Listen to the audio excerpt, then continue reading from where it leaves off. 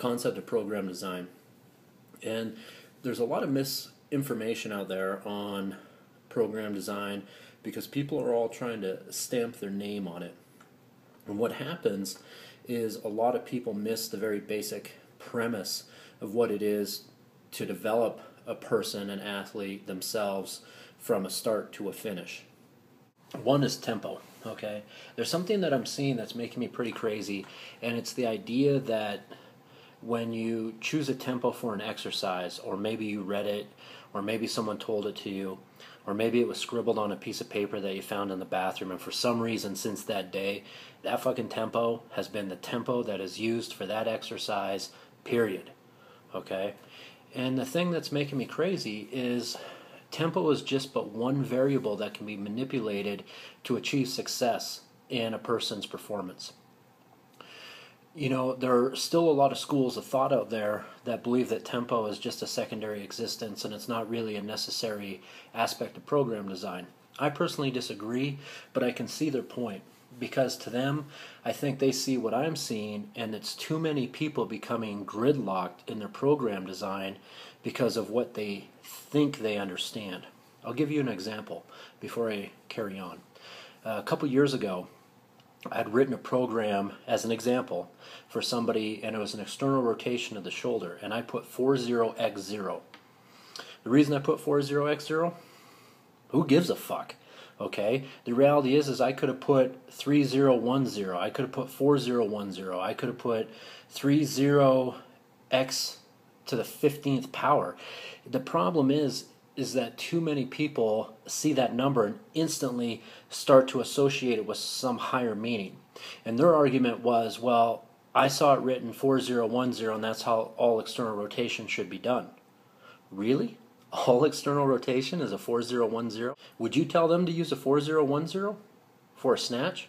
And you tell them to use a 4010 tempo, they're probably going to punch you in the throat. Liquid of a variable as sets and reps are, it's as liquid of a variable as exercise selection is. So once you start to look at it that way, you realize that what makes time under tension or tempo so valuable to the program design process is the fact that if you don't have it, you're only really dealing with a two-dimensional understanding of what's going on. Can you still see pretty good when a photo is in 2 dimensions? Of course you can, okay? And you'll probably get to your goals eventually. But by increasing time under tension, it's like adding a third dimension to the image that you're looking at. It's one more variable that you can use to manipulate what we see, to manipulate how the athlete reacts, to manipulate when and how we can control perhaps a peaking aspect of a periodization or hypertrophy aspect. It gives us more variables. So with that being said, let's just let go of the vice-like fucking dogmatic grip that we seem to have. For example, leg curl does not have to always be 40x0. It just doesn't, okay? If you don't want to use a 40x0 on leg curl, I'm pretty sure that you'll be okay. And understanding that if we're always using loading parameters that have a lot of counts to them, slow eccentrics, control concentrics, which outside of therapy I think is asinine for the most part, or hypertrophy training, okay? Slowing down the concentric action of an athletic body, it's like pissing in the wind, okay? You're fucking wasting time, all right? So with that being said, knock that shit off, okay?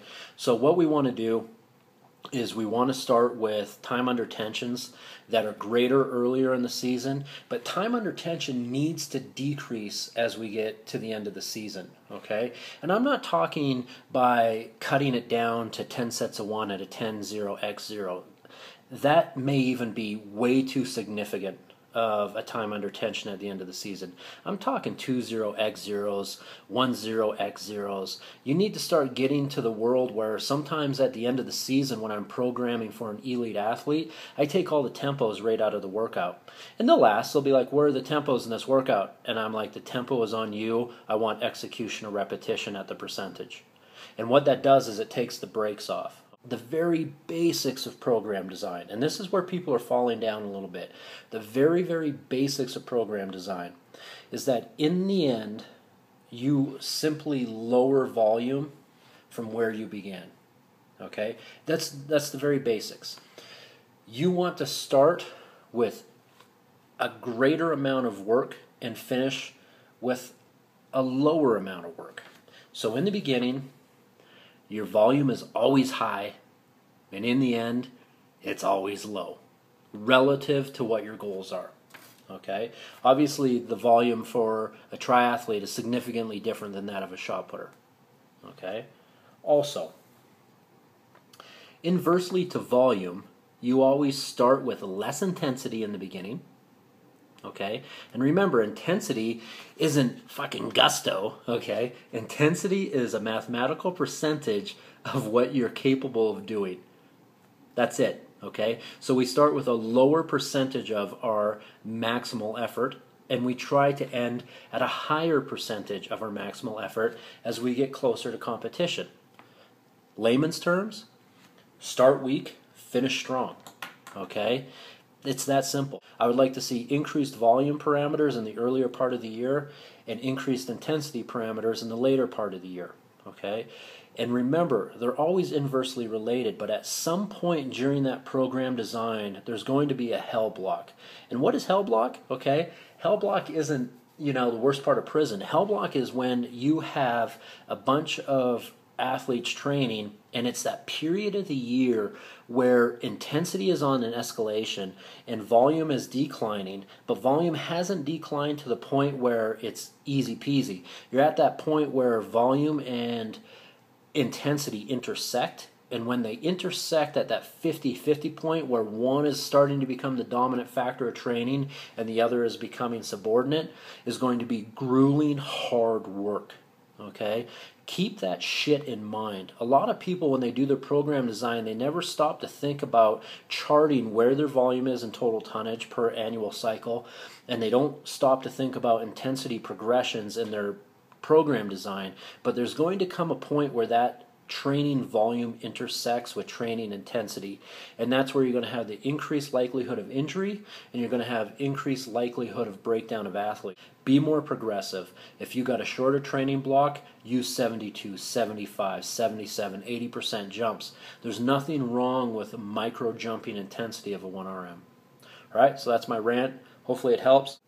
If you got questions, go ahead and ask them after this video, and I'll continue to talk about this if this is something you guys want to hear more about. All right, later.